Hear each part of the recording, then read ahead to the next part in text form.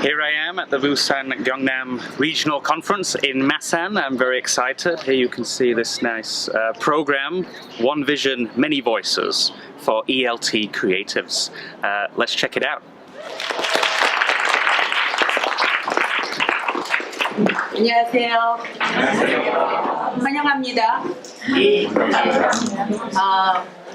I can see some faces that I can familiar with, but there are some other faces that I cannot know. I would like to say welcome, and I hope you have good time. I hope you have meaningful time. I hope you will continue to develop based on your conversation here. And I really wish that you have some memorable time that you can remember Gyeongnam University, and hope you have other chance to visit our university and keep doing whatever you are doing better. So thank you.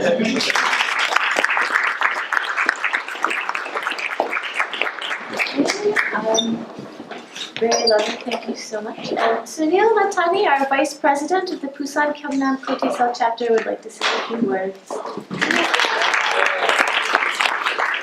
Hello everybody. So this is actually my first big event on the chapter council, and so I'm so pleased to have so many faces here, and I think we're going to have a great day, and let's continue enjoying our great day.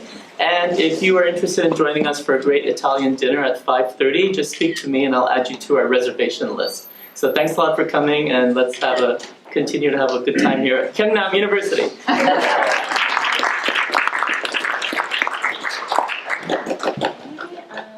CR, would you like to have a few words? Sure. CR is one of the editors of Foreign Lit magazine and also a professor at this university. So it is our great pleasure to enjoy some of his work. Oh, thank you. Yes, thank you. It's not actually my work. It would be too easy. I'm an editor, so I could just approve every submission that I submit. First of all, I'd like to thank Rhea and Sunil for giving me the opportunity to plug my journal. I do this along with my colleagues Corey Bean and Jordan Schauer. We thought there was a gap here in terms of a place where people could talk about their experiences as an expat, not just here, but all over the world. And so we said, let's make a journal, and we did. It's right here. This is our first issue. We want to hear about your experiences living abroad and what it feels like to not be from a place. And even when you go back home, a lot of us, when we go back to our own country, we feel like a foreigner. I think that happens to us a lot. We're on the internet, Instagram and Facebook at Foreign Literary. And we also have a website, foreignlit.com. So for submission guidelines, foreignlit.com. Check us out. We're accepting submissions for our second issue until June 1st. So I know you all have experiences that the world, or the small part of the world that reads this, want to hear about. I'm going to read a couple of poems if that's okay. Our poets are from in this book, are from around 15 or 20 different countries. Yeah, so it's about the experience living around the whole world, not just as an expat in Korea. So the first author, her name is Janet McCann, and the first poem is called American. What do you do if you live in America? You take your dogs to the window at McDonald's, they get cheeseburgers, no onions, and you have a Big Mac. They bark enthusiastically at everyone, and when you get home, you all spread out with your burgers and watch Justified. You celebrate National Coffee Day and any other food and drink holidays that come along. You don't know your neighbors, but you know who they are, and you think, well, if there's a flood, you'll get out and help them. Your lawn satisfies the homeowners association, but that's it. You've tried to grow peppers and onions, but the deer ate them. You always hear the train at night, even though it's 4 miles away. Sometimes you think, why am I American? Why not French or Dutch or from Zermatt or Copenhagen? But you are what you are. Not from the place of music or art. Not from anywhere, really. On this street, some of the poles still have blue bottles on them. Some of the roads go nowhere. Here you are. And so that's Janet McCann. She's in this. And I've got one more. This author is Anne Struthers, and she is an expat who has done work in Aleppo. And this poem is about Aleppo. It's called Breathe the Dust of the Dead. This one isn't too funny. So. Aleppo, white limestone threaded with iron oxide, milk and gold in the desert sun, compressed brachiopods, trilobites, corals, crinoids, spiral gastropods, aeons past in shallow margins of the old Middle Sea. Then towers of Atlantis sunk. Green waters washed through its broken gates, its empty windows. Here, where Abraham's cattle drank beside the river, where obstreperous camels of Silk Road caravans spit, defecated, armies of Egyptians, Assyrians, Tartars, Turks, Rome's legions swore and marched, where Paul and Timothy trudged the stone roads, shook off the dust from their sandals. Now dust, rebar, cement, stone, human flesh dust. Rubble in the streets, narrow way to Sissy House, blocked with debris. Goldsmith's shop exploded, deserted. Armenian church opened by mortars. The great Umayyad Mosque of Aleppo broken. City of patriarchs, city of saints, city of ordinary mothers and fathers. Beautiful children who can't sleep, will never sleep safely again, who cry. Even the ancient corals and trilobites cry. In Syria, we breathe the dust of the dead. Yeah. Thank you. That's Janet McCann and Anne Struthers, beautiful, beautiful poets, just a taste of what we have. Send us your work. Yeah, we want to hear your experiences. So foreignlit.com @foreignliterary. Thanks for listening. It's not just poetry, right? Poetry and fiction and nonfiction, yeah. How do we read it? It is on, this issue is on Amazon Kindle now, and you can buy print as well. And actually, I have a few issues for sale for Mon 1, if you want one. Yeah, I'll be in the Global Cafe chilling. Yeah. Thank you, everyone.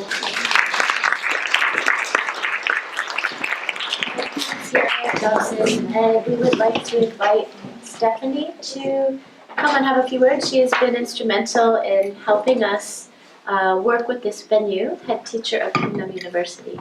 I just really wanted to thank you guys for being here today. This is our first time hosting any KOTESOL event, and we're really, really happy that you're here. We have been working really hard at Gyeongnam University for the last 10 years or so to do our own professional development and really raise the standards of English education and teaching.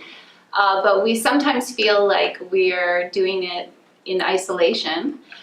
Because although many of our staff members are members of Busan KOTESOL, we find it hard to go to the monthly meetings or get up to Seoul for the national conferences. So that's why I'm not exaggerating.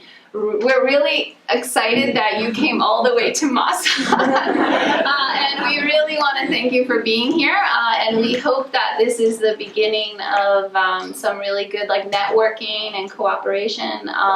Especially, I know there are some people from Chinju here today. I think Chinju is even more isolated than Changwon.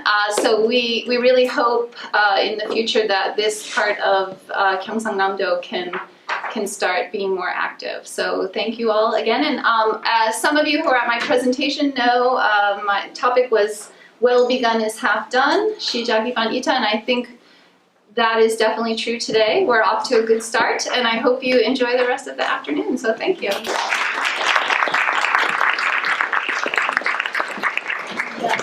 And we just so happen to have the president of all of KOTESOL sitting right in front of me, so I thought I would see how his improv skills are. Would you like to say a word?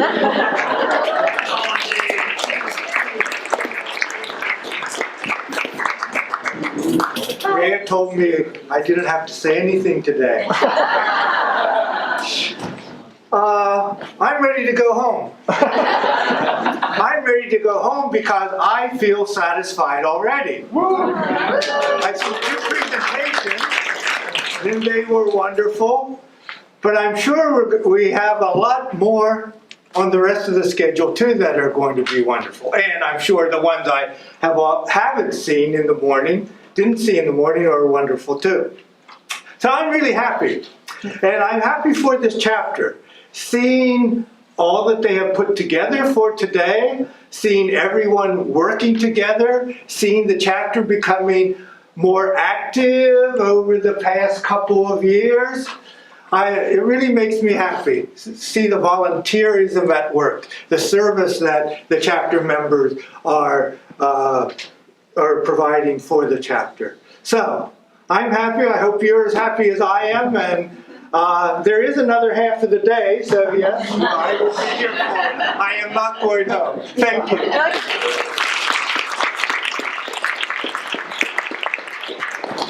So my main goal for the opening ceremony is to make lunchtime longer, but I will say a little bit. First of all, just thank you so much to everyone for coming.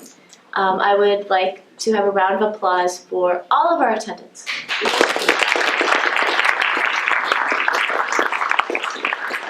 And my council members who happen to be in the room, would you mind just raising your hands?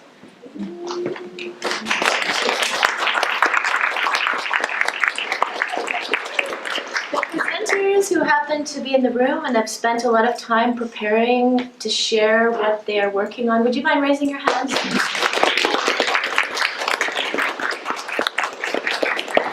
Okay, so this definitely wouldn't be possible alone, and that is the theme of the conference is the danger of a single story, one vision, many voices. What we really want is to create a platform for anything that is possible, to allow ELT to unfold with critical thinking, inclusivity, diversity, and KOTESOL has blossomed a lot in the last couple of years. I'm seeing new SIG, special interest groups, arise on reflective practice.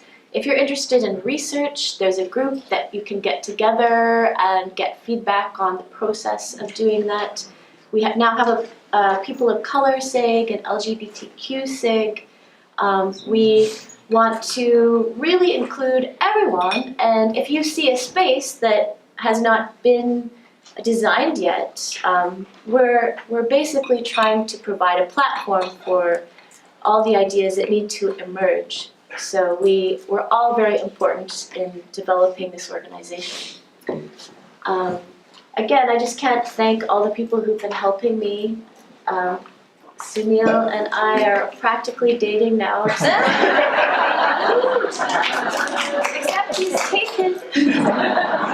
And I would like to thank Luis for helping us again with the conference book and also just providing a lot of support for me. And my council members have really stepped up to help a lot. Yes, and Robert Coates is going to play beautiful music for us in the cafe. Do get a chance to listen to him. He is an improvisational jazz, samba. He has a PhD in music. We're happy to have the presence of art and literature at this event. So without further ado, I think shaving 10 minutes off the opening ceremony is the best thing that I could give to you guys. Sometimes it was simple lack of knowledge about their pen pals culture. So they wouldn't know what they might need to explain. I think part of it is also due to the positive atmosphere of the Facebook group. They were really reluctant, it seemed, to have any kind of arguments or any kind of disagreement. They wouldn't ask clarifying questions, and I wonder if maybe they didn't want to reveal to their pen pal that their pen pal had been unclear. So I think they wanted to preserve group harmony more than learn about the differences. And I think also there were a lot of cultural differences in perceptions of what is public and what is private information. And when I asked my students why they didn't do that, it's private. It's not private. But their conceptions of private were very different from what their pen pals might have expected. So I think there was some disjuncture there too in perceptions of what they could ask and what they could discuss versus what was private. I think this is my fault.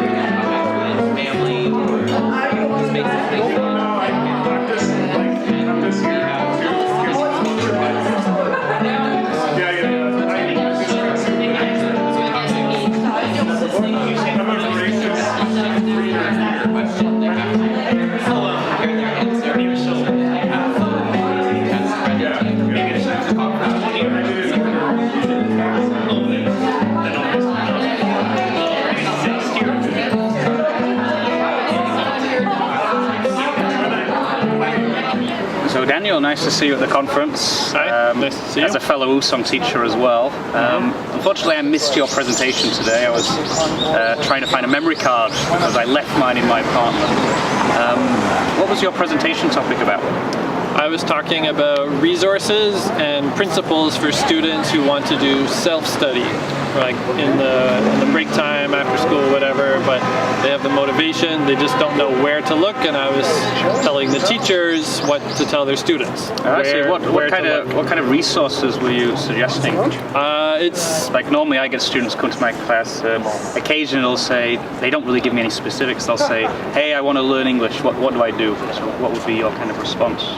I was focusing all on just things that are online because that's free and it's easy access. Not many of my students go to the library nowadays, so just different apps for finding conversation partners or texting partners, people in other countries who want to learn Korean, and then there's an exchange there. Or here's a website where you can do listening practice. Here are some websites where you can do some easy reading, or here's a fun Facebook account, someone who writes short things every day, and you can just read that, and they're easy to follow. These resources are made for English learners, or would they be a little bit too difficult? Almost none of them are made for learners, but I've been spending a lot of time to specifically find things that are made for native speakers or made for anyone, a general audience, but just by chance, the way that the person writes or speaks, it's actually quite easy to understand. So that's been the difficulty in curation. So you've got a whole whole list of resources now. That's interesting. So unfortunately I missed your presentation. If I did want to kind of track down your list or check out your research? Is there anywhere I could go? Yeah, I have a link to the document and actually all of my presentations, bit.ly, bit.ly/my name, dcorks, C-O-R-K-S. And then I just click on that link and immediately... There's a hyphen? dcorks-presentations. And then it's a link to my Google Drive folder. And then I would click on maybe this year's presentation? Yeah, so this year, and then I have them all in different folders. So, or you could just email me, dcorks@gmail, and then I can tell you where to go, or just search for my name on Google. I'm the only person with my name on the internet. So really? So I'm very easy to immediately find. come up. Daniel Cox, Google it, and you can find these fantastic resources. Thank you, Daniel. You're welcome. Okay, hi. If you don't know me, which some of you do, I'm Professor Osterkorn. So thanks for joining me today in my anecdotal talk about the effect of collectible card games on an ESL environment. So this presentation is going to share my experience and knowledge about utilizing Magic the Gathering, more specifically, to increase students' motivation, vocabulary, reading and speaking skills in their ESL, EFL environment. So in this talk, I plan to cover a bit on how to read a Magic card and some of the lore and history that surround Magic the Gathering, but not too much. Mostly I'm going to speak on the reward system that was implemented in the classroom using Magic cards. So, here we go. All right. Let's first brief talk about this history more. So you can see right here, created by Richard Garfield in 1993 and published by Wizards of the Coast. It was a first of its kind card game, and it spawned other types of card games as well. Maybe you played some, maybe you're familiar. They're quite fun. In the fantasy setting, players take on the role of a planeswalker, which is a wizard in the multiverse. So this gives the students a bit of an identity to go with, and they're quite fun. These are planeswalker cards. They don't play these characters themselves. They play themselves as the wizard. In Magic the Gathering, you might be familiar. You may not. If you're not, there's 5 colors in Magic. There's 5 core colors. There's 6 if you count colorless, but we won't talk about that. So, white, the power comes from the planes, and it kind of focuses on protection. Blue uses a bit of kind of mysticism and control. The power comes from islands. Black comes from swamps. We're not going to talk about everything too much. Red comes from the mountains, and green from the forests. Okay. So with these 5 color combinations, with these 5 colors, you can combine them into 2 color combinations, which are known as guilds. So it's not important that you know what they are, but as you can see here, we have like red and blue. This is the Izzet Guild. We have red and white. This is the Boris Guild, and they all have their own personality and kind of mechanics and identity that surrounds them. So what's important about that is when I broke up my students into like pairs to play the game, I separated them into guilds. Not because I had to, but because I kind of only had limited resources on the cards I had. So, but what this did is it helped them kind of get their own sense of personality and identity for the game, and they really enjoyed it. You know, they talk about it. They like the guilds. They like that personality of the game. It gives them a team. Pardon? Yeah, they love to work in teams, right? Exactly. Let's see here. So, moving on. So, when I did this, it all took place in 2013 until 2015 when I worked at an elementary school. So that was the level of learners here. And I did this with all ages. We started out with 5th and 6th graders, and then later on, very popular, it spread through all the age groups. Youngest to oldest, you know, the first level students to the last level. All right, so let's talk about these cards. All right, now you have something in front of you. The cards that were given were mostly common and uncommon, and they were rewarded for. It was built on a system of stamps that had already existed. You know, maybe you're familiar with this. Kids get a stamp and they get to spend it later. Well, now they could get a card right away for having an active role in class, doing satisfactory on homework, being a good student, and once a week, they got their perfect score on the spelling test, they could get an uncommon. So this was pretty a big deal for them. They knew that there was a rarity level, and sometimes the power level would be correspond with that rarity level. So there's just in case I haven't mentioned the rarity levels, some of you have talked about it before. There's common, uncommon, rare, and mythic rare. So they just mostly had common and uncommon. I think one kid might have bought a rare outside of my classroom somehow. But this was a nice immediate reward system, and it helped strengthen the desired behaviors. This is what the higher level students received. No. So this was a pretty successful activity. When I don't differentiate tasks like this, there's often a significant difference in the time it takes for the students of different levels to complete. So high level students finish early and then have nothing to do, while I often have to cut lower level students off before they finish in order to move on with the class. But in this particular activity, they all finished around the same time. One important thing to note is that I told the students about the differentiation. I told them that they were receiving different worksheets. As I handed them out, I said something like, this one's a little easier, or I think you can do the more difficult worksheet. And the response I got was unanimously positive, especially from the lower level students. And I noticed that the lower level students in particular attacked this activity with much more zeal and enthusiasm than usual after I told them I was giving them something a bit easier. And I think knowing that this activity had been tailored especially for them gave them more confidence and actually reduced their anxiety about performing less well than their higher level classmates. Because I think they felt like it leveled the playing field a little bit. In another activity in a different class, I tried something similar.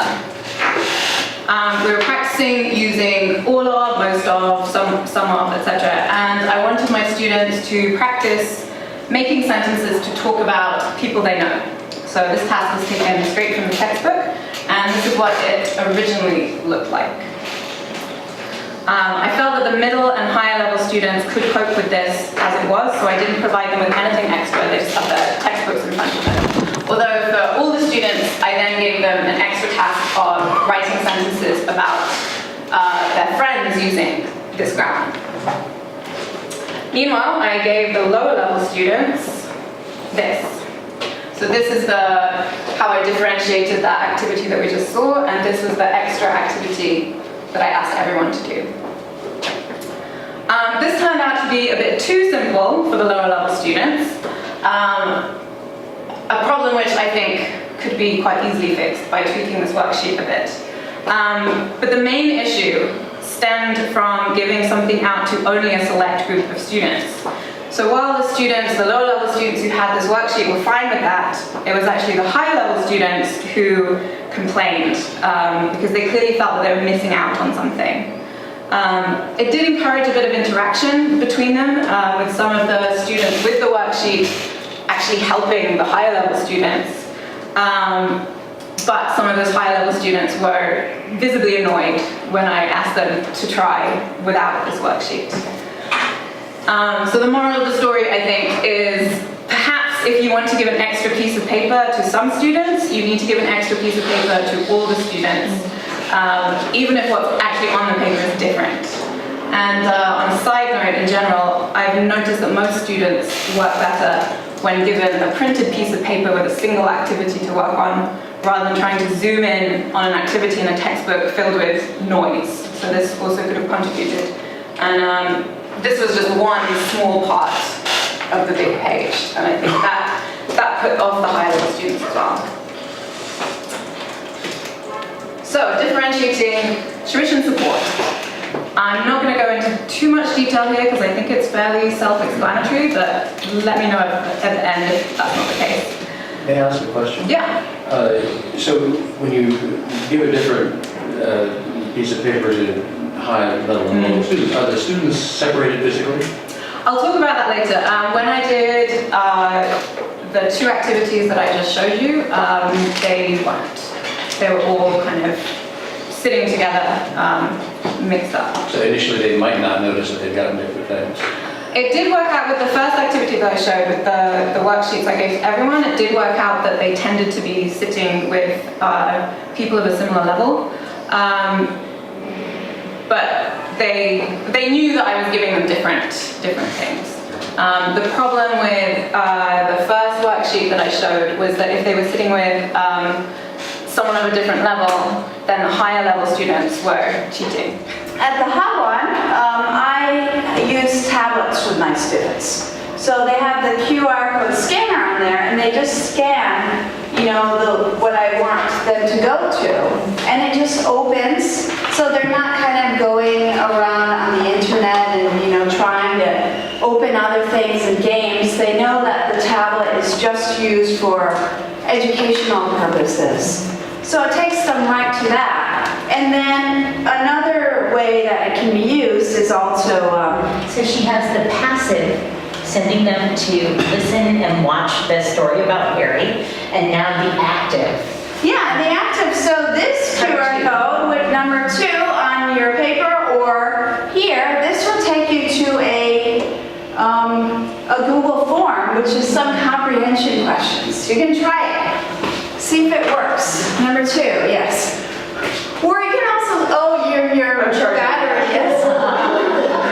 You're getting some good exercise there. Yeah. So, now, and then you can answer the questions. Yeah, so, I mean... You guys used Google Forms before? They're awesome, yeah. I love them. And I can't remember your name. Oh, you answered the questions. I have not. So today is going to be maybe a little complicated for everybody, so please ask questions. Yeah, and also, don't worry if you don't understand right away. We have a lot of information here.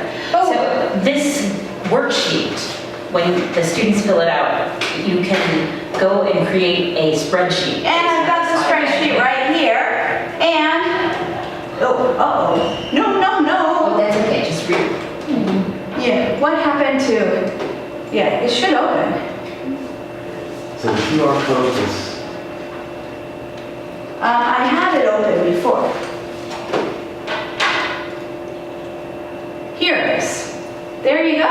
Look at that. Oh, look at how smart you are. Look at that. We have Sharon, Jacob, we have Vanessa, we have Anonymous. Nice.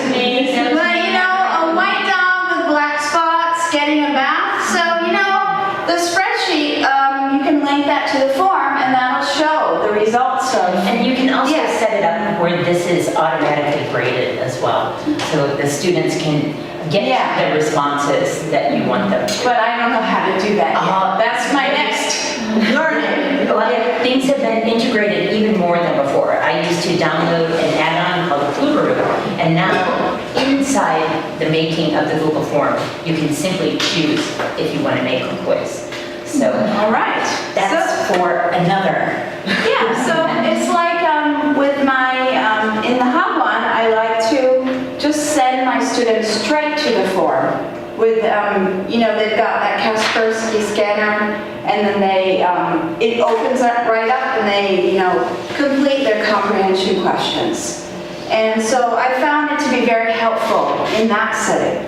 So, and now we have my example. So I don't teach young learners, I teach university students, and oftentimes I'm a constructivist in my class, so it's not about what I tell them, but what they can tell me. So obviously we've gone past that 10 years from when that was written already, and not much has changed at all, really. In some ways it's got worse.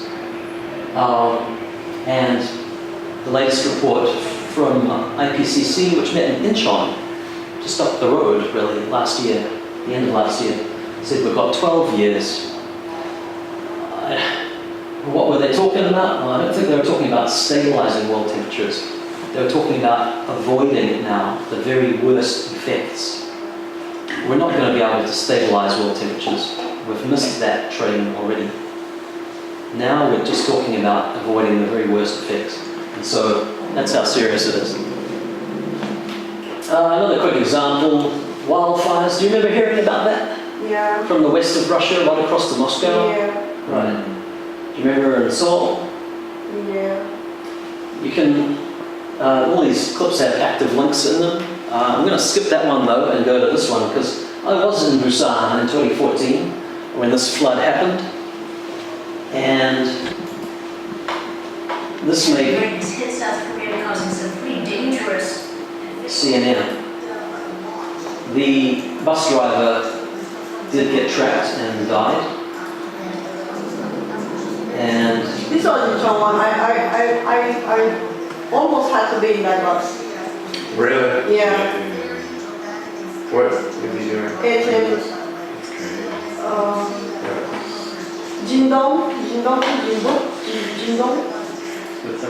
so anyway, the point is that climate change is real and it's affecting us right now, not just in these dramatic ways that are killing people around us, but also by food prices going up. And when it really starts to spiral, food prices will start to go up more dramatically too, just like with the riots that happened a few years ago over the price of grains in different parts of the world. And so, yeah, but this is a great clip for showing to students if they think that it hasn't actually affected Koreans directly yet, for example.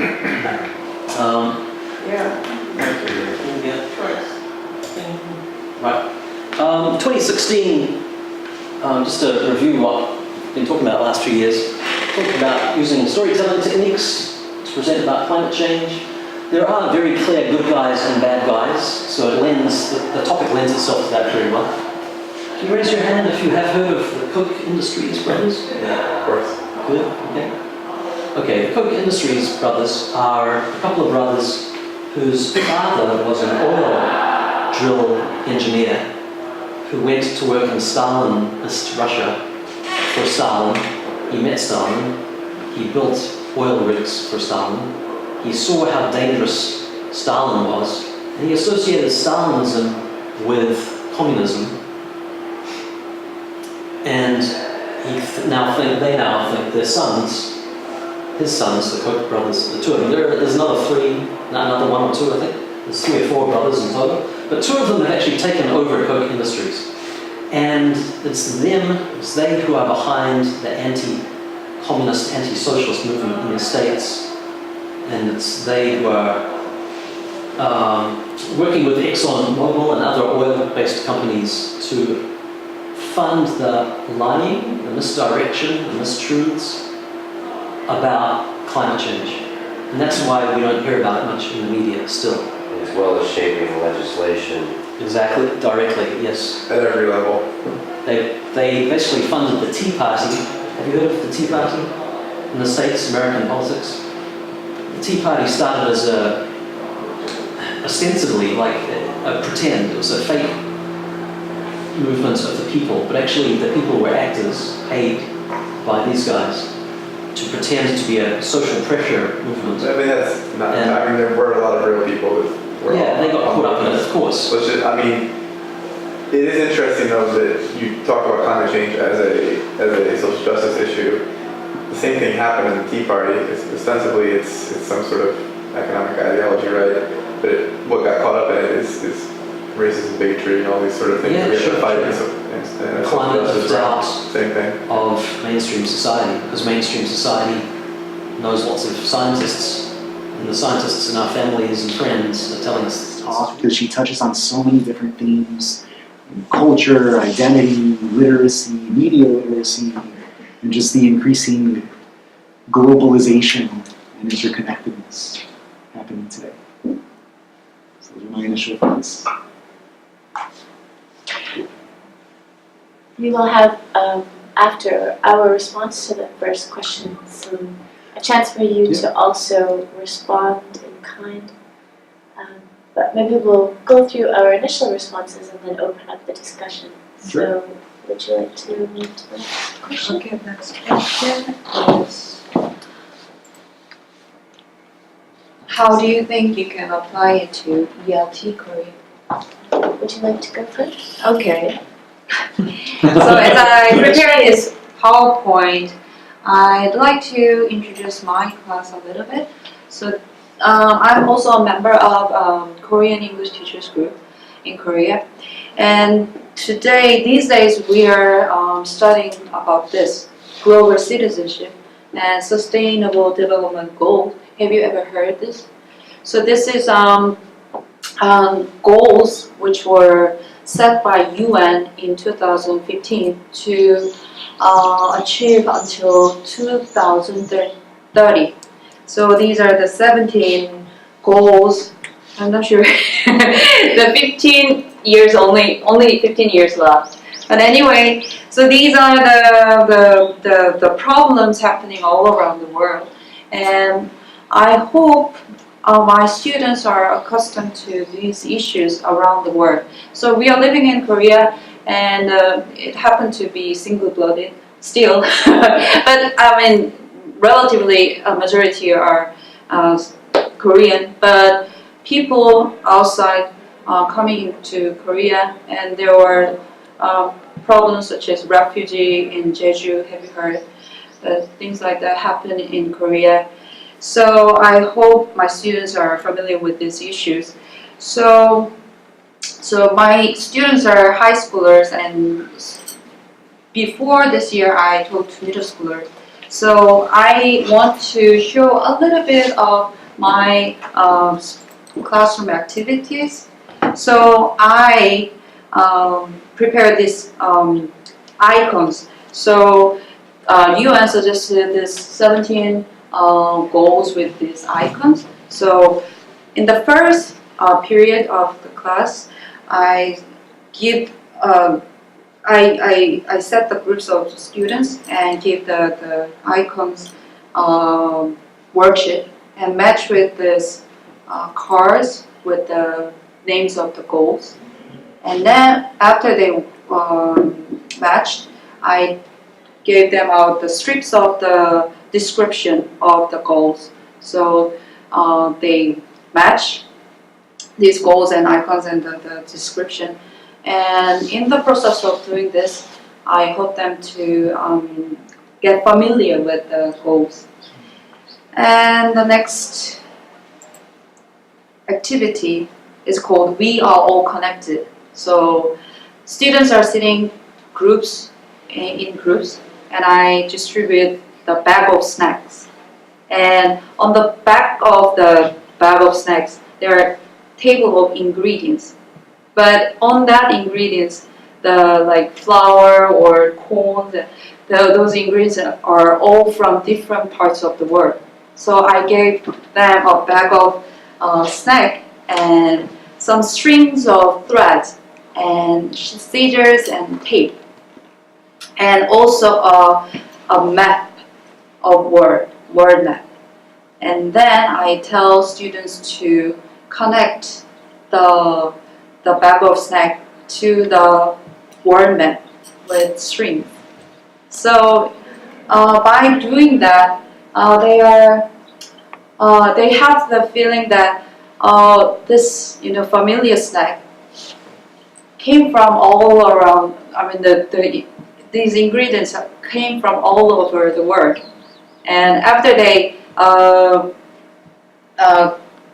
finish this, they can eat the snack. So the students love this activity a lot. Hello everyone, thank you for coming. So my name is Ali. I've been teaching in Korea for about 9 years, mainly elementary school kids. Now, I'm from England, you might be able to hear, but my immediate heritage is Iranian, both my parents are Iranian. And I felt that due to that fact, I'm a little bit more aware of the cultural differences when they occur, and as a teacher, a little bit more aware of cultural differences that happen or how they can affect our students. So in Korea, young Korean kids from a young age, they're stuck into a classroom where they have to learn an entirely alien language, and often on top of that alien language we have an alien culture with all of the background information that you need to understand that. So things like the royal family, Civil War, Abraham Lincoln, ice cream trucks, doing karate, Thanksgiving lessons, you know, St. Patrick's Day, lemonade stands, all of these things that have no cultural connection to an average Korean child. Yeah, they not only have to understand the language that goes with it, they also have to understand the Korean culture. And in fact, sometimes understanding the culture is key to being able to understand the language beyond a semantic level. So, I should talk about that. So I think that most of us are aware that like background information schema are vital to understanding text. When we look at language learning, you know, we input this language and we want them to take it on board.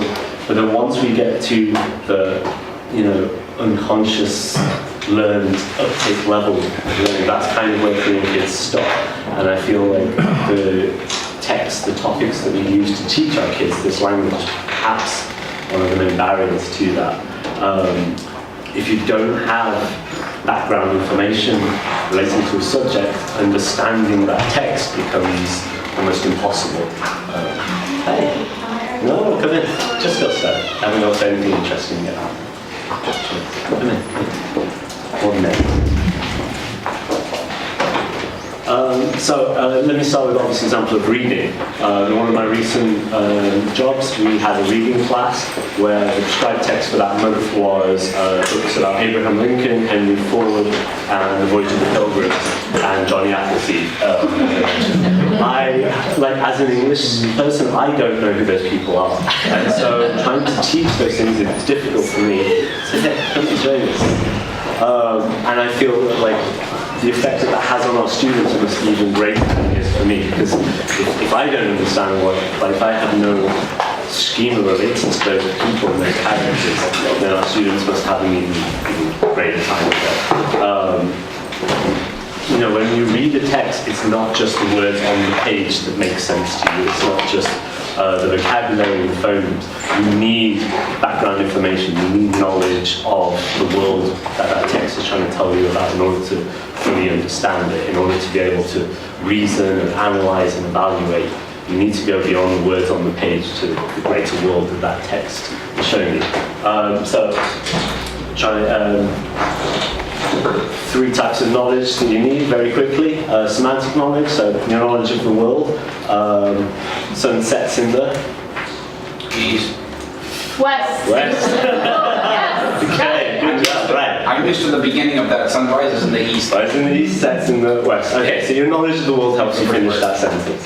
Then you have syntactic knowledge, right? One clinger, two... Clingers, right, exactly. That's a made-up word. Your knowledge of the world does not help you with that, but your knowledge of English lets you know that the answer is clingers in the S, right? And then graphic knowledge, right? The flag is red and yellow, exactly. Right, now the Y there is helping you with the fact that it's yellow. If I hadn't put that Y, you would know that it's a colour, you wouldn't know which one. But you'd probably guess that it's a colour because that's the sentence. Now if I had said to you the Aboriginal flag is red, black and... yellow. Okay, where are you from? I just know that. Okay, so you know, right, but if you didn't have that knowledge beforehand, maybe you're not from Australia, right, it would be impossible to finish that sentence. And reading a text involves all of these things together. But most of the time, our students have these two and they don't have this one. Let me give you a story example. A really short story. Take a second to have a quick read of it. And the next thing. Okay, so very short, simple story. And I'm going to propose some questions to go along with this story. These questions here, where does the story take place, meanings, these are all easily understood, like if you have a basic knowledge of English, or you can use a dictionary. You look for clues in the text, and these are pretty easy questions. And again, this is very low-level understanding. You can understand what the words mean, you can understand the story. Students are not allowed to go outside of this building during the camp. Really? It's never to go out through the elevator and then they stay in the dormitory. and the facilities, it's good. Yeah. It's new building, kind of new building.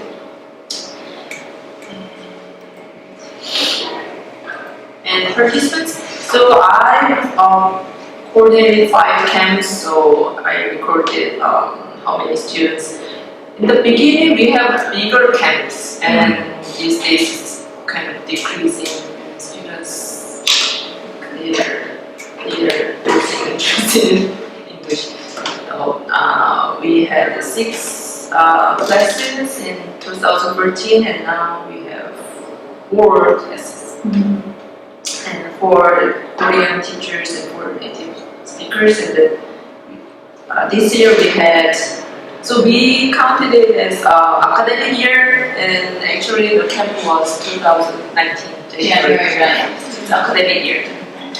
For Korean teachers and 2 native speaker teachers. And class members and students. So in the beginning, I had 6 classes, 6 teachers. Now we have 4 classes. 4 classes. Did you break them into different levels, the classes? Yes. Okay. So they have to, when they apply for the camp, they have to submit their TOEIC scores. Okay. In the university, they can take a mock TOEIC test. And so before the camp started, they submit their score, and based on their scores, we divide them into different levels. So the lowest level students, the lowest score is 260. Okay. The highest score is the average. So between the 2 classes, maybe around 100 points. First, you learn the mechanical aspects of the language, then we're going to do this interesting stuff. That's when you earn it. And my thesis was, I don't really think that's the best way to think about it. So anyway, let's talk a little bit about metaphors. Here's 3. So my office is a disaster area, men are pigs, and that car is a lemon. So when I say my office is a disaster area, you know my office doesn't look like this. And it doesn't look quite that bad. But you know this is the connection I'm making. This is the connection I'm making. And men are pigs. Pigs get a lot of bad press. Getting associated with men is probably the worst. Pigs are actually quite clean. The only reason that they spend all the time in the mud is because they can't regulate their body temperature in large groups. They're very intelligent. So pigs are not men. So we have this, and there's cultural notations to that. Then the last one, I do this because the Japanese are always quite surprised about this. I don't know if there's a similar one in Korean. There's not one in Japanese, but why would you say a car is a lemon? Any kind of guesses? You know what? It's a bad car, right?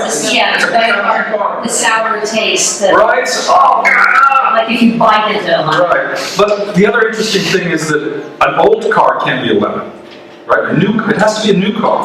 I bought it, oh, this car's a lemon. It doesn't work like it's supposed to.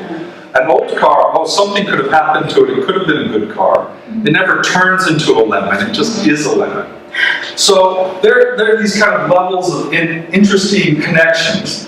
And one reason why lemon is such, I don't think it's that much in British English. It's really common in American English, is because lemonade was a very popular drink at the turn of the century when mechanical objects were coming into the society. So lemon was automatically bitter, sour sort of thing. So that's really American culture coming through. So one reason why people hesitate about teaching metaphor in classes is because they think you're teaching a lot about culture. And then they want, instead of culture, they want actually communication ability. Why do I want to teach the students about the Industrial Revolution and the prevalence of lemonade in the United States at the turn of the century? I don't want to do that. But one thing, this kind of noun is what everyone always thinks of as a noun, as one noun is equal to another noun. And there's actually lots of other metaphors. Verbs as metaphors. The airport, it was socked in. It's an American metaphor. It means it's fogged in, the planes can land, but they can't leave. It's basically taking a sock as a structural idea and saying, oh yeah, the plane lands in, can't go out. He's tied up to lunch. Obviously, they're not thinking that the boss is like that. The other interesting thing about tied up is it's obvious that the person does not have one task. It's that they have multiple tasks. So the secretary says, yeah, he's tied up till lunch, doesn't mean he's working on one project and that's all he's doing. He's got lots of little things that kind of keep distracting him. Prepositions are really metaphorical. So when you try to explain them, what's the definition of in? Oh, well, in means to be contained or be to surrounded. Well, why is it in 5 minutes? Why is 5 minutes? Well, we conceive 5 minutes as a container. Now, all of these observations were brought forward for about 2,000 years. Metaphor was primarily noun to nouns. And that became very strange for Western philosophy because it seemed like people were lying. How can one noun that you say is this, and then you can use a completely different noun and say that's that?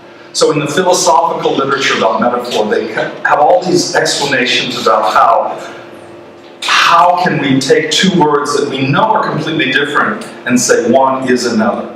And that's why in your English, or in American English classes, they spend a lot of time saying, well, a metaphor is different from a simile. You know, X is Y, or X is like Y. Well, a side note, cognitive linguistics conference I went to back in the day, a French person was studying in California and they presented this really long experimental paper of interviews and they said, well, I interviewed all these children from California and it's clear that because of English and because of American culture, they have a much more fluid conception of reality because all the students would say, well, I'm like so busy. Kept using like. It turns out it's a total mess. It really is. Definitions of critical thinking are vague and different from each other, and there's a huge argument about should we even be including this with kids. And in second language classes, a lot of people are like, by God, yes. A lot of people are like, are you crazy? No. So then this was the perfect moment for a bit of action research, because it's opportunity to answer that question for yourself. So we did that. We proceeded in this fashion. First, we identified a problem, which for us was just having critical thinking in class, where it previously was not. So this is the problem. There is no critical thinking in our classes. Then we tried something. It might have been a certain activity, or a certain class design, or a certain just flow of the class, but we tried something to fix this problem. Then we just reflected after we did it. How did that go? Did it get the results we were looking for? Did it not? Maybe partially. And then we said, okay, well, let's try something else. The first one worked so we're going to change it, we're going to try again. And we tried something else. And we repeated this process. Very simply. How was it last time? Next time we'll do this. How was it last time? Next time we'll do this. And we did this question.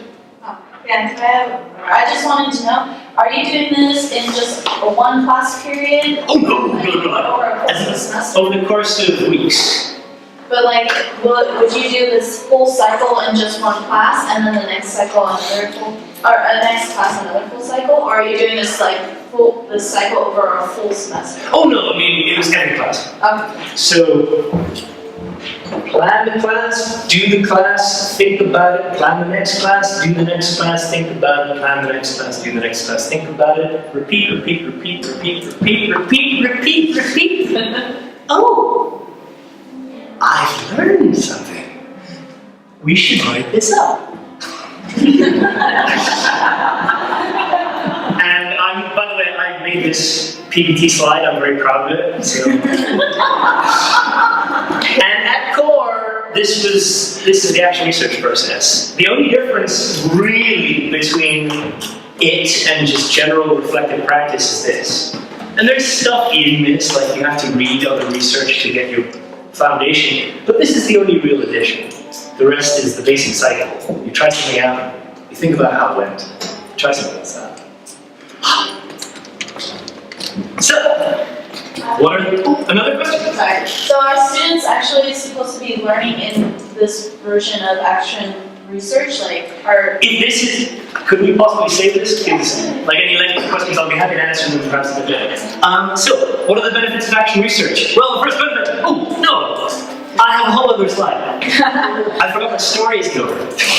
So, to continue the story, we wrote the paper. We found a journal. It was the Korean Association of something, something, something.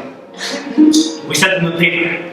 And as you've already seen, because I messed up, they rejected us. And they said, no, you need to make all these changes. And so we went back and we said, okay, we're going to make the changes. We're going to make all the changes. We worked really hard. We made all the changes. We sent it one more time. And then they said no again. Because they gave it to different reviewers. And they had other complaints. And they said, no, the first reviewers were wrong. You need to correct this, and this, and this, and this.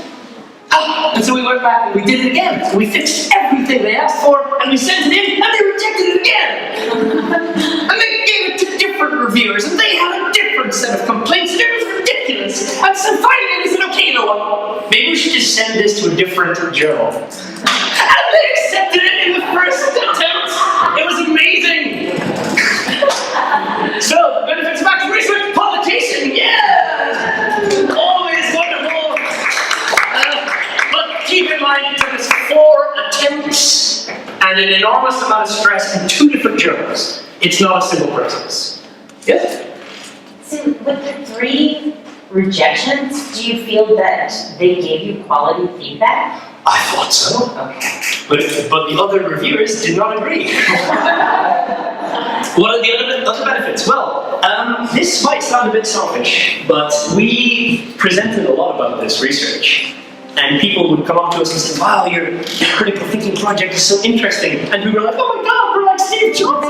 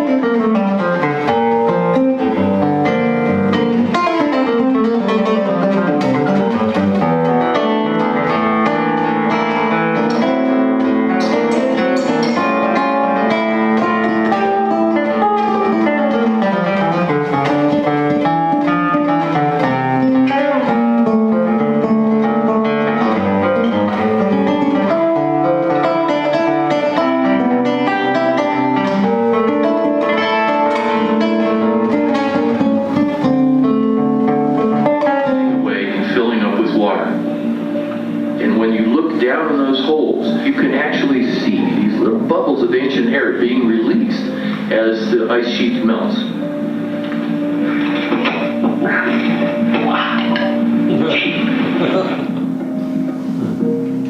The part of Greenland that's melting is out on the edges of the ice sheet. And that area is growing and it's moving higher up onto the ice sheet as the climate changes in that part of the world.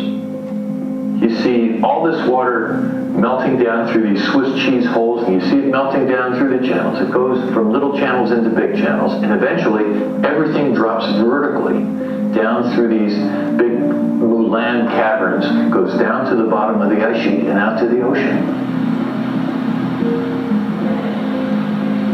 Ordinarily, if you make climate a little warmer, the glacier shrinks a little bit. If you make climate a little colder, the glacier grows a little bit.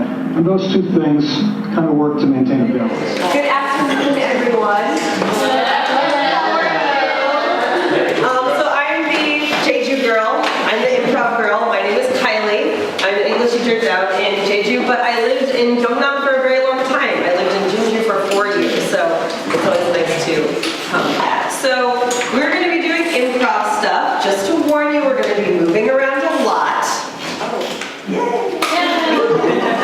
Because we're going to be doing a lot of games. Has anybody here, have you done improv? Did you watch Whose Line Is It Anyway? Are you vaguely familiar? Yes? No? Okay, great. So I do this training mostly with Korean English teachers who are usually not familiar with improv, so it'll be a little bit faster with you guys since you already know.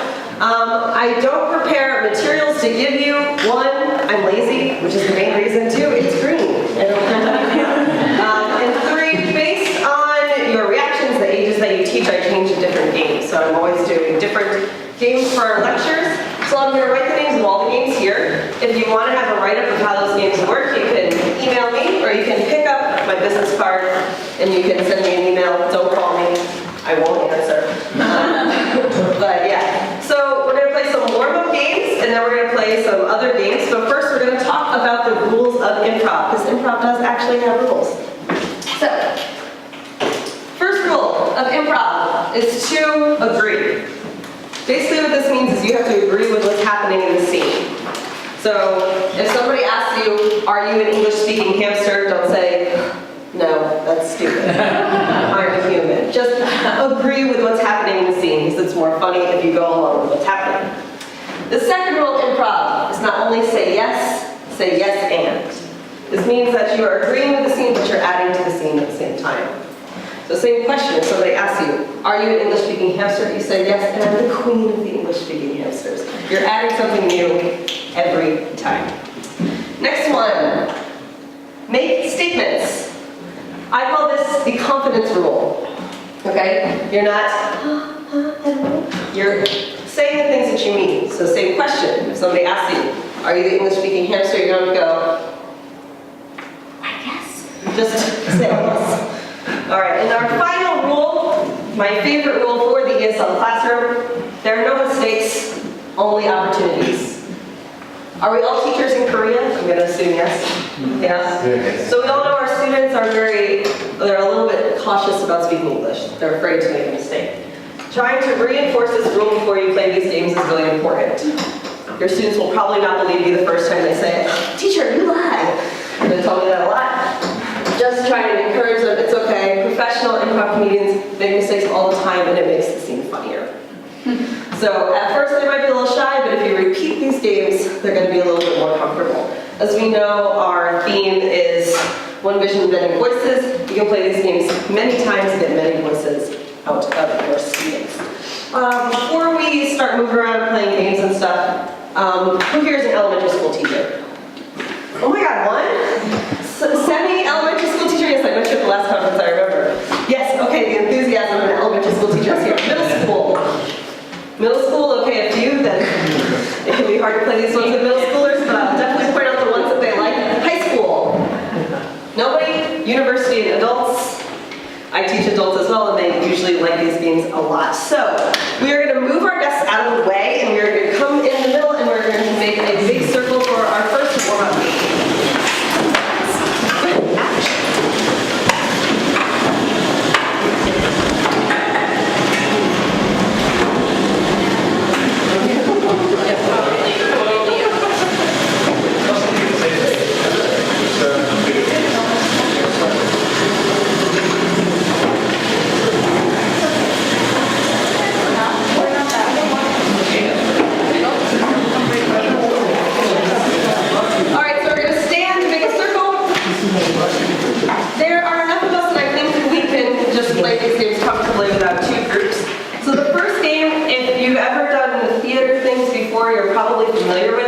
zip, zap, zop.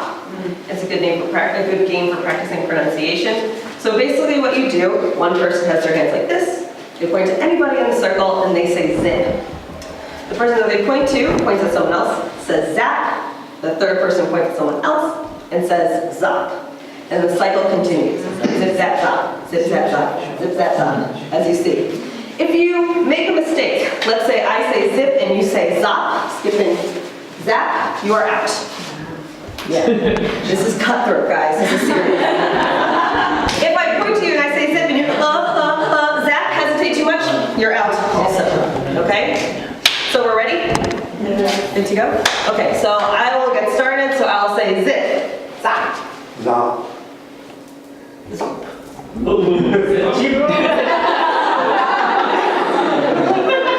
that self-kill? Okay, we'll have our zapper start. You can start. Zip. Zap. Zop. Zip. Zap. Zap. Zip. Zap. Zap. Oh, zip. Zip. Zap. Zop. Zip. Zap. Zop. Zip. Zap. Zip. Zap. Okay, well, you can start. Yeah, so Zop. Zip. Zap. Zop. Zip. Zap. I'm done. Oh, sorry.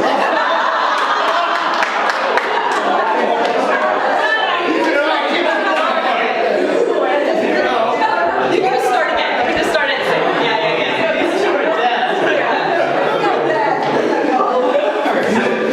Zap. Zot. Zip. I said zot.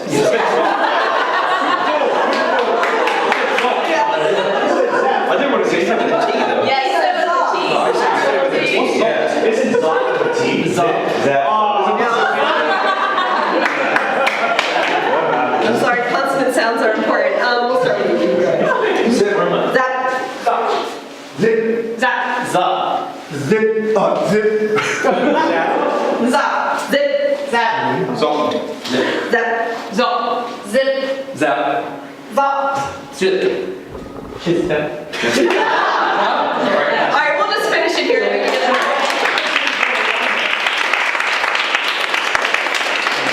So I like this game because it's fast, but it's really wonderful for our Korean students because as we know, there is no Z in the Korean alphabet. So it's an important sound for them to practice. You'll start hearing the students say zip, zap, zop, and then it becomes jeep, jap, jump. Remind them to practice those Z sounds. What other consonant sounds do our students have trouble saying? L, L, R. It doesn't have to be. Yeah, maybe fit, fat, flop is not great. Lip, that, flop, rip, rap, rop, dip, tap, thop. You can change the beginning consonant sound to any kind of, any phonetical one you're trying to practice. It doesn't have to be zip, zap, zop. So that's our first one. Our next game that we're going to do is another warm-up game. This is called Character Walks. Character Walks. So this game, as you might guess, you're going to walk around the room. Please be careful. Don't run into the camera. Don't run into your friends. Don't run into a table. And at first, you're just going to be walking normal. And I'm going to give you a character or a situation or a job, and you have to express that through your walking. So if you're just walking and I say model walk you, okay? We'll start easy. We'll just do animals, characters, people, things like that. And then as we'll advance a little bit, we'll get into situations. Okay? So we'll go from easy to a little bit more difficult. So for now, you're just walking around as normal, and I'll just yell out for you. So go ahead. Normal walking. Okay,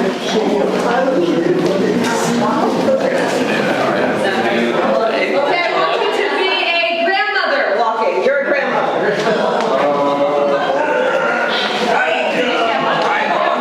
Okay, you're a teenager walking.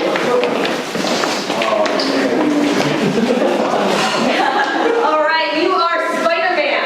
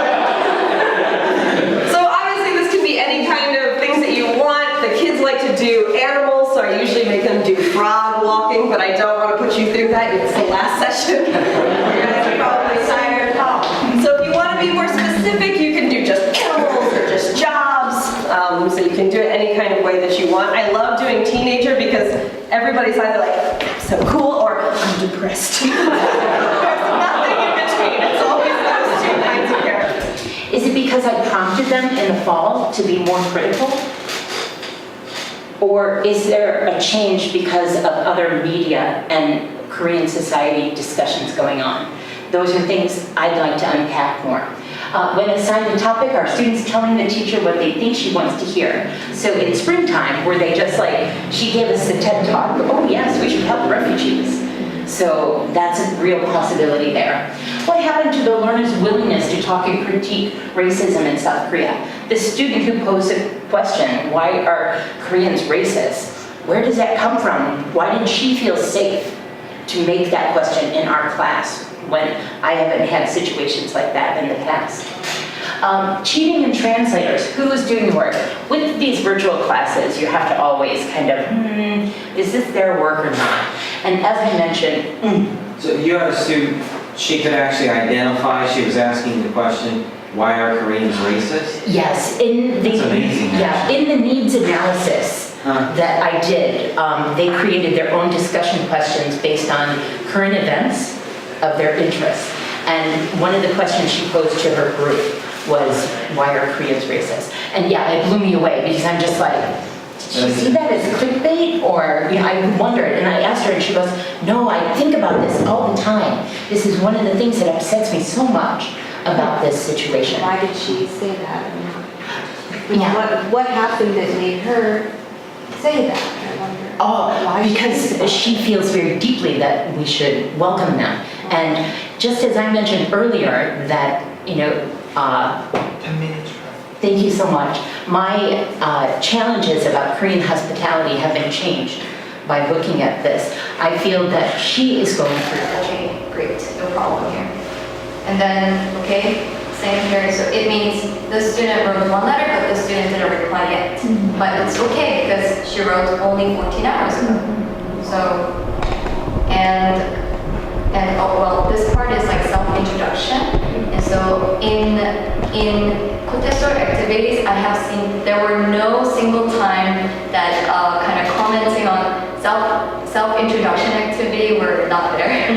So this is also a way for students to make their self-introduction actually real. Yeah. And so kind of like this, so they can teachers can see what is going on in one single thing. I see some of the responses are really short, just hello. Huh? Like there are some really short responses, Oh, but you these are- said there was like a limit. With Oh yeah, no. These are not answered these are introductions. Okay. So there's no word minimal for word. Can you show the sample of writing, the sample writing? Oh yes. Yeah. So I think these are the emojis. Okay. So we did a lot of emojis because students, yeah. And we allowed teachers to kind of send a letter on behalf of the students because last year there were a Moroccan teacher who was very dedicated to help students make international friends, but they didn't have a good internet connection. So what he did was he got the written letters from the students and typed it. And the very next feedback was like, he uses Korean in class. Why is he speaking in Korean? I want an English class. Yeah. Can't please anyone. You should have read like haiku. There can be a lot of discouragement for some students. They see that the only purpose of trying to speak to us in English is the fact that we don't know their first language. So they see that we know their first language. That wasn't all the examples, but for some of them, then they'll immediately think, well, what's the point? Right. Like if I can speak to you in my first language, why on earth would I try the second language? And then they just don't see the point of the class. Yeah, but I think like at that point, this is kind of. Yeah, I mean, there's kind of an interesting, I try to identify tasks that are easier if they do them in English than it would be if they do them in Taiwan. So, for example, I have students in groups do surveys that they need to go out and ask the other student outside class and they have to survey them. And there's always a group that opts for doing it in Japanese, and then they're going to translate all the answers. And I say, you know, you got to interview 100 students. All the students here have at least 6 years of English. If you ask simple questions, your data collection is a lot easier. And so then they're practicing the same question over and over. But they're also, you know, they'll think, oh, it's easier if I just do this all in Japanese and then translate it all. And then they realize, oh, it's not easier, but a lot easier if I just ask them to tell me yes or no and click it off. I think the other danger of overuse is that with language, the more input, the better. And if we have a tendency to slip into Korean ourselves, it's just less input for them. And especially I think that the easiest Korean for us to use is also the easiest English for them to understand. Sure. And so we're probably using Korean where we shouldn't be. And so, yeah. Yeah, that's an important point, because even in a lot of this kind of pro L1 use literature, the ratio that's recommended is still something like 95% English, 5% Korean. It's not like half and half or anywhere even close. It's just using L1 as a tool when you need to. Just a few minutes left. I wanted to hit you guys with this hot take. Do you guys know this guy? Oh, yeah. Yeah. So you owe it to your students to learn their L1. Change my mind. So you don't actually have to change my mind. But what do you think about that? Maybe I profoundly agree. And what are some of your reasons behind that? I think that even if you want to talk about using the L1, there's no compelling reason to be ignorant of it. Sure. Yeah. Just to know the structure of the language that they speak, so that you can spot those errors in translation. Right. You start to understand why they're making the mistakes they're making. Yeah. The more you learn of Korean, the more you can see why they make the mistakes they do. I think too, even if you're not learning your students L1, as long as we are learning a new language, you're constantly remembering how difficult it is to learn a second language. And so it's good to be constantly experiencing the other side so that you can be empathetic to your student. Right, yeah, I think the empathy part is a big part of it. And there's, Korean's not a very easy language to learn by any means, but there's not a lot of downside to trying. Right. So I'm here with Stuart Gray. He's given a great presentation today. I saw a little bit of it when I was taking a video. What was your topic today? What were you talking about? It was getting started with teacher research. Oh, that's something I need to work on. I kind of do my individual research, and it's really only benefiting me. What would be your tips for, or what was really the crux of your presentation? What were you telling teachers?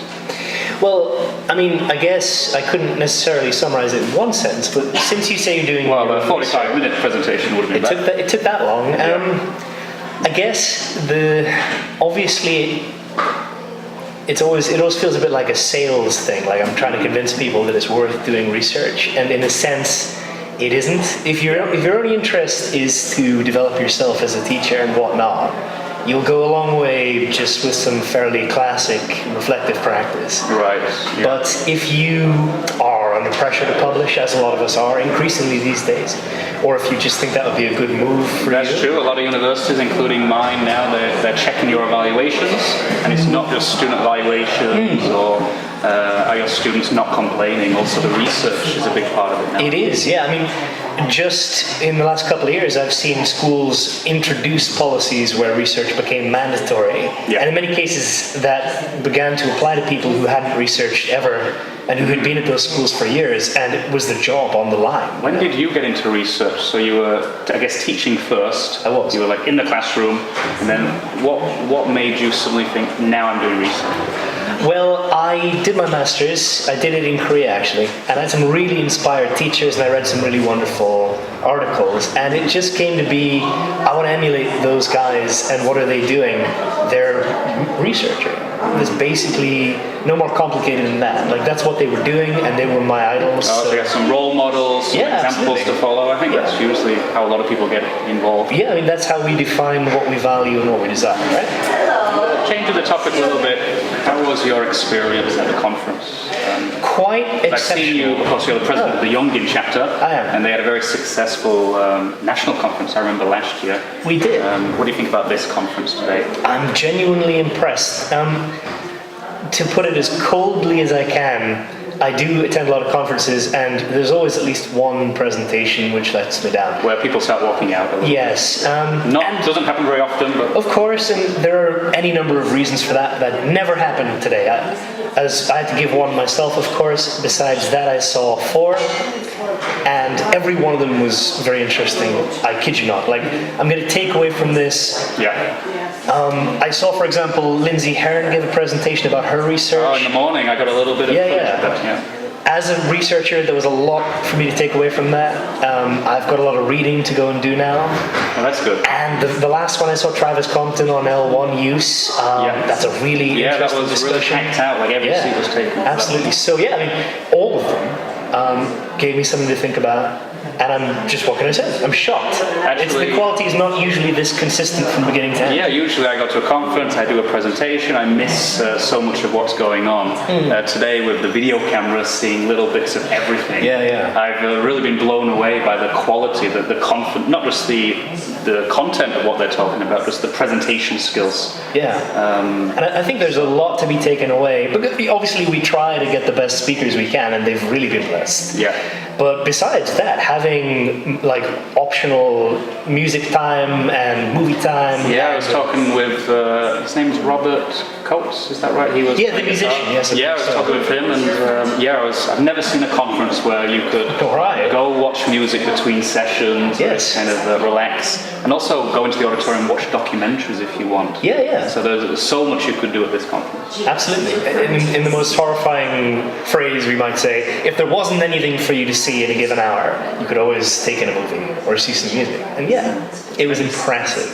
And I think we'll end with that, Stuart. I think that was a good quote to end on. But as always, a pleasure. Thank you, Wayne. Appreciate it. So Maria, always that's all right. So Maria, always a pleasure to see you at these conferences. I couldn't watch all the presentations today because I was doing a lot of video recording. Thank you. But I did see brief parts of what you were doing, and it looked like everybody was enjoying it, really finding it interesting. What were you talking about today? I think you did 2 presentations? I gave 2 presentations. One was a co-presentation about QR codes, both for administrative as well as education purposes with Jessica Magnuson. And she and I worked really hard to try and stage things, but we still had technical difficulties. But overall, I think the audience was really great. We had a good learning experience, kind of just with each other and learning with each other. And my other presentation was focused on research. Last year, my students spoke about the Yemeni refugee crisis. Oh, that's a hot topic at the moment. Yes, it still is. And so my research for my EDD is about hospitality. And so I'm trying to look at their responses in terms of their hospitable or generous nature, and also just to understand them better, because I feel last year their responses really changed in terms of the 2 semesters. Really, that's really interesting food for thought there. I wish I could have watched that. I only saw the last little bit of it, a bit of discussion, but if I had the time, I think I would have chosen that one because it looked really interesting. So, it seems pretty dry because it's research, right? So, but I feel like presenting at a conference helps me to maybe find some other people who could recommend maybe some different theoretical approaches or new methodology to collect data for yet another study. Actually, that's one of the things I love about KOTESOL is I'll go in with my ideas for teaching, whatever it is, and the audience will always come back with sometimes even better ideas, or it just refines how I'm thinking about that topic. Exactly, and I think getting in front of others who maybe they don't have the same passion that I have, but they have a new set of eyes, and they have some good critical thinking that me seeing the same data again and again, I kind of come up with the same information, and people just one comment, I have a new idea. I love that. Yeah, that sounds really good. And you've been to a lot of conferences. I've seen you many times. Presented a lot of places. How does this conference compare today? I think this conference is really amazing because we have a focus on the green nature of what we should be doing, and we need to be leaders in this transition to having a more green perspective about our teaching and professional development practices. And Rhea, wow, to be able to kind of be within and against the powers that be is hard to do to try and effect change, especially on something that people think, oh, yeah, being green, if I have time, I'll do that, when really we're in crisis mode. I've seen some very interesting things at this conference. The theme, I saw Julian, I spoke to him a little bit. I never saw a conference showing documentaries before in an auditorium, and so that was really interesting as well, seeing that. So, and I think it really focused on the wholeness of teachers and our professional development. I attended one presentation that talked about branding, and I missed one that talked about wellness. And these are issues that I feel are very important for us to, as educators, to have a space to talk about, not just gather together, but to also just have people hear our stories. Yeah. Well, thank you, Maria, as always. Of course, it was a great pleasure. This is so exciting. Thank you. Until the next time. All right. So I'm here with somebody who only visited the international conference before, is that right, in 2018? Yes, that's correct. This is the first time you've come to a regional conference. Whereabouts are you teaching? I live in Yeosu, Jeonnam-do, and I teach at a rural middle school. Yeosu is like on the seaside, very scenic. It is. There was an expo there many years ago. Yes, they're still quite proud of it and still talk about it today. Yes. They probably still have the expo park. Yes, they do actually. Really? And what's your name? I don't know, by the way. My name is Vanessa. And I'm Wayne, okay. Yes. So you went to the international conference. How was your experience at this conference here in Masan? I had a very positive experience about this conference. I like that it was very narrowly focused on one theme. And even yes, I think one vision, many voices. Yes, thank you. And there was also the idea of climate change. Yes. Inclusion, diversity, all these very important issues, not just how to become better teachers, but how to change the world to be a better place. Thank you for phrasing that so succinctly for me. I think that is something that... what was an interesting presentation you saw today? I saw two extremely interesting presentations. The first one was on critical pedagogy with Louise, and it's something that's a topic that we study a lot, I believe, when we're, getting our TESOL degrees and whatnot. But then we come into our work environments, whether it's Korea or another country, it's something that just kind of gets lost in the background. It's one of those things that's like, oh, that's an important social issue, but actually we need to focus on teaching intensive academic writing. So, that's a nice idea, but my experience won't allow me to do that. So seeing his presentation and how he blended it with a specific taxonomy and how you can implement that into a classroom, I found very useful. And then... and there was another presentation as well? Yes, the next presentation I wanted to talk about was Maria Lisa's. So speaking about her experience including the Yemeni refugee crisis on Jeju in her curriculum with her classes, and how her students' reactions about that and how they were able to use English to frame questions and speak reflexively on that, I think is something that we could learn from as teachers, that we can include social issues and we don't necessarily have to push our own agenda on it, but we can use it in a more thoughtful manner for our students. Yes, I've heard the phrase comprehensible input mentioned a few times, and there's nothing better than meaningful input like these sorts of issues that are happening down in Jeju, for example. Thank you for your time. Okay, thank you. Nice to meet you. So what's your name? My name is Laura Stevenson, and I'm a university professor. I teach in Busan at Dongseo University. Oh, okay. I think I've had friends who taught there in the past, so there is a connection. There's only 53 of us, so I can understand. Yes, I think we've had some KOTESOL members, presenters in the past from that university. I've seen that university on the abstracts quite a few times. And I believe you've done presentations before with the Busan chapter. Yes. Today you're an attendee. Yes. What's your impression of this conference today? I really enjoyed it. We did some, learned some new techniques. I learned about QR codes and using how to teach with yes. Makes life a lot easier. Your life a lot easier, yes, because you can do it for administrative tasks like checking in your students into class and verifying when they were really there and not when they said they arrived, and also doing it for text or videos or all of that. I learned Padlet at the International Conference. What is Padlet? I'm not familiar with it. Padlet is a program which is completely free, where students can go in and put little, it's like stickers, like a corkboard. So little stickers, and then they can reply. I think I've seen it somewhere because I've been to so many conferences, things just kind of stick in there, but I don't always remember them. It's great because they can comment on each other's, and you can require not only that they post, but require 3 comments. So they have to use more and more English when they work. Okay. So it sounds like you had a great time today at the conference here in Masan. I did. And will you be going to any more upcoming conferences, do you think? Yes, I went for a while when I first got into Korea. I've been here 10 years, and then I quit going for a year or 2 because I was finishing up my double degree in education, bilingual education, my master's, second master's, but, well, 2.5, I guess you could say, but then I got back into it and I really enjoy it, so. Yes, I think that's normal. We all take, sometimes we're heavily involved, sometimes we're taking a break. Last year I took a little bit of a break, and today I feel like I'm getting back involved again, so it sounds like we both are. Yes, I am. Okay, thank you for your time.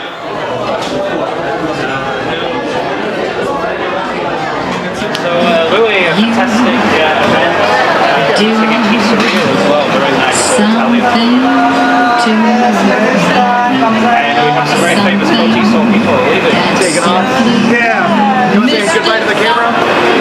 Oh, sorry, did we interrupt you? No. That's okay. No, we just started. Have a good trip back. So we're You're in it now.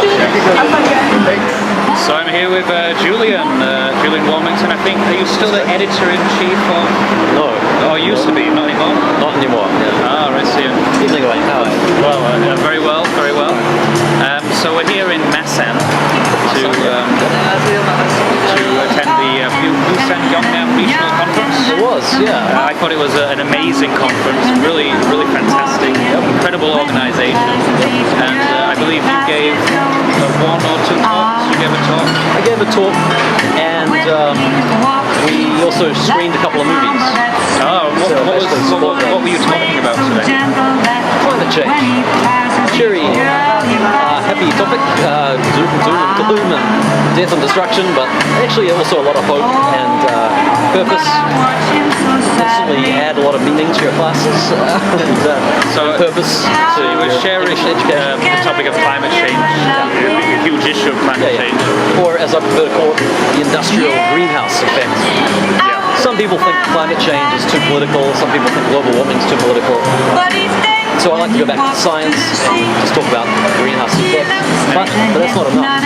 So I think it's important to add the word industrial beforehand, because greenhouse effect is natural, but the changes that have occurred since industrialization are most assuredly not in any way, shape or form natural at all. We've seen the hockey stick graph or chart since 1800 or so, which is when the first coal-powered steam locomotives were put into action. Shot straight up, grossly unnaturally. So, I think all the evidence is there, and I did have the privilege of seeing a little bit of what you were talking about and watching a little bit of the documentaries you recommended. I think the evidence speaks for itself, and we really need to do something about it. Yeah, well... And what do you think teachers can do about this? Yeah, well, that's an interesting statement you just made. The evidence speaks for itself because there's so much evidence out there, but we don't usually speak about it. Yeah, you got a good point. Not usually in the media. Well, maybe to some of us it speaks to us, but maybe some people it's ignored or... Well, yeah, it is out there. In fact, a lot of it's right in front of us. Those of us who've got Netflix access, for example, I hope you've all seen Cowspiracy already. Cowspiracy. Have you seen Cowspiracy? Yes, and actually, since you mentioned it, I saw it was displayed there. I actually mentioned it to my students a few days ago. Oh, well done. That's awesome. And I said, hey, ghosts, I can't remember what we were talking about. Cowspiracy was written on that whiteboard. I do remember. Great, excellent. If you don't have time to watch the whole movie, or it's only an hour and a half, a lot of great information and facts, beautifully, like the charts and infographics, all active movement, stuff beautifully presented. But if you just want the Reader's Digest version, you can go to cowspiracy.com/facts. Yeah. Read the facts information sheet there. Yeah, it's really great. How do you think we can reach some of the people who perhaps are not really interested in climate change, or don't seem to care about it? What would you say we can do to bring this to the attention? Well, yeah, thank you. That's a great question, because it lets me talk about the organisation that Rhea and I and a couple other people set up last year called KOTESOL Environmental Justice Organisation. We chose environmental justice because climate change is just about one aspect of the environment. It's about the atmosphere, but there are lots of other contributing factors that also contribute to the destruction of the atmosphere. But that we can actually see more directly, so we can appreciate it with our 5 human senses more directly. For example, forest destruction, ocean destruction. Like the Great Barrier Reef in Australia has been blanched or died so much recently. I do remember seeing David Attenborough talking about that. Maybe a year or two ago. Exactly. I think recently released a new documentary series also going into some of these problems we're facing. Our Planet, I just watched the first 2 episodes last night, which is really excellent. It's as beautiful as any other cinematography you've seen on the natural world, with his beautiful toned voice. Well, explaining it all too. Yes, very famous for that. Well, I guess around the world.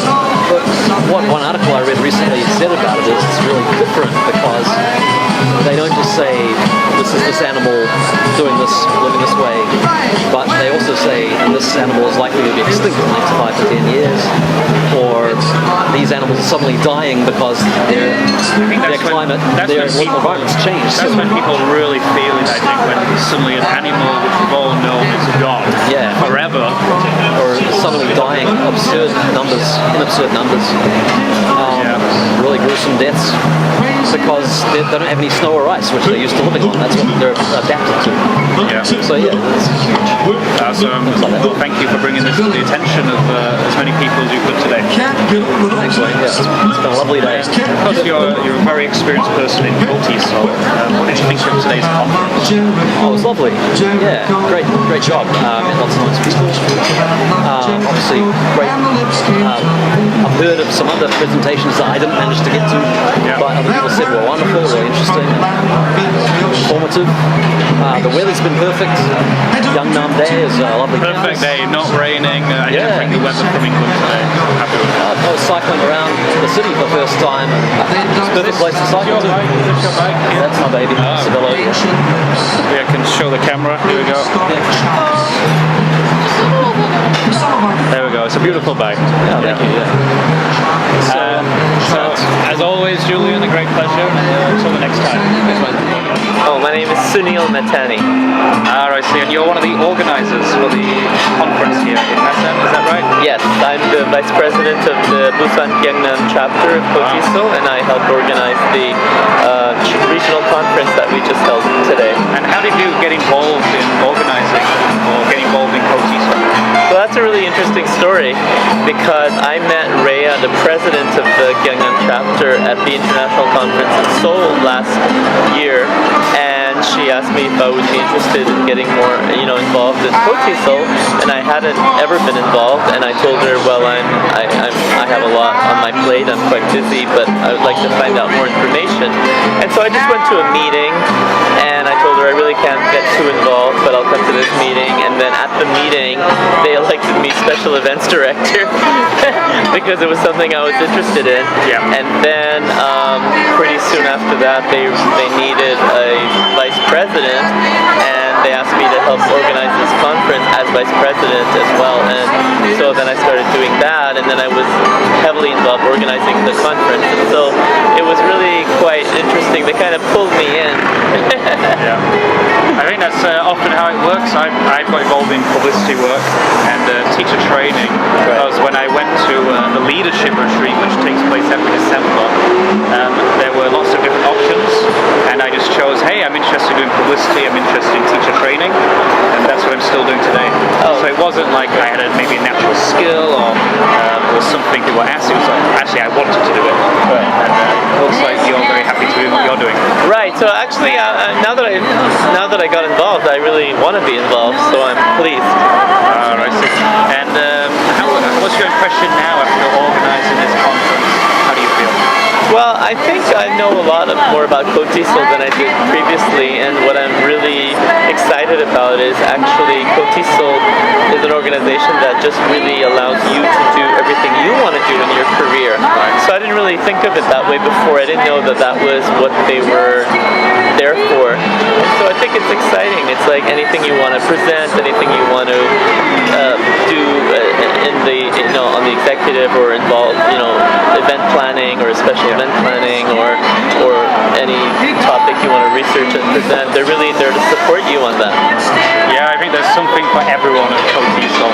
Whether you have design skills, writing skills, presentation skills, conference organizing skills, we would love to have your skills here at KOTESOL. Right, that's exciting. So I'm sure as long as I'm in Korea, I'll be involved with KOTESOL. And I'm sure you're already excited about next year or upcoming conferences. Yes. We're excited about our special events at Gyeongnam Chapter and also about the international conference that's coming up. Yeah, in October, I believe. Yeah. And the national conference, May 25th. Oh yes, that too. Okay, as always, nice to see you. Okay, thanks a lot. Well done on a great conference. Oh, thanks a lot. I appreciate it. I'm here with Rhea, the president of the Busan-Gyeongnam Chapter. Is that right? And I we all just got back from a fantastic conference being held in Masan, which is not far from Busan. I was incredibly impressed by the presentations. Really, I saw little bits of all of them, and just fantastic overall quality. This could have easily been a national conference, not a regional conference. What was your impression, or what was the feeling afterwards after organising? Well, I feel like the conference begins long before the inception point. It's really hard to decipher exactly, but as we started communicating, my team built up, and I would get these ideas from presenters approaching me, and I think the social events leading up to this time were really important. So also responding to where people want to be and what they want to do is a very important thing. Like we had some abrupt disconnections in certain moments that we can think of more as opportunities for people to reposition themselves. So I think the important thing is to really respect your volunteers and listen to them and try to help them find where they want to be the most and just be patient. Yeah, I thought about that. My overall impression of everybody was they were all working together, even not just the people on perhaps the council or the committee, but even the student helpers were really fantastic. Oh, the student helpers were a blessing, and we really owe a lot of that to this particular venue with Masan University, Rhea Metituk, and Stephanie, the head teacher of this place, have a special relationship with their students that commanded this kind of respect and loyalty. I was blown away by what they did for us. I feel really, really grateful. And actually, we are going to honor them with a post-conference event where they will have mini presentations. Oh, I think I heard that in the help develop whatever it is that they want to work on. We're going to make a presentation meeting where they are the stars, and we'll give them some feedback later, and then have a social event later. So they just kind of emerge. That's good because usually a student helper will help one conference, and then they will leave, and you might not see them. You get a sense of people's attention, and I just feel like they were really in it. And they were very enthusiastic. Oh, that sounds great. You're really taking care of them. So once again, congratulations on an amazing conference. Until the next time. So here I'm with another fantastic fantastic presenter. I saw an amazing part of this presenter's presentation today. What's your name, by the way? My name's Joe Tomei. Joe Tomei? Yes. Okay. And so I only saw a brief part of your presentation. As I said, I thought it was amazing. What was your topic? What were you talking about? Well, I was talking about my PhD research that I finished about a year ago into metaphor, using metaphor to teach students writing, university students in Japan. And I was a little nervous because this is actually my first presentation in Korea. Your first? How many did you do in Japan? I've done a lot in Japan. Like in JALT? In JALT, yeah, about every year, one or two. Oh, that's good. Were you nervous about this one in Korea after all this experience? Yeah, because I really had no idea about. I knew the educational landscape was going to be different, and when you're with a bunch of people who teach basically the same subject as you, so this has been a really interesting time, and the conference was really well run, really fantastic. There was a real interesting mix of people. That's right.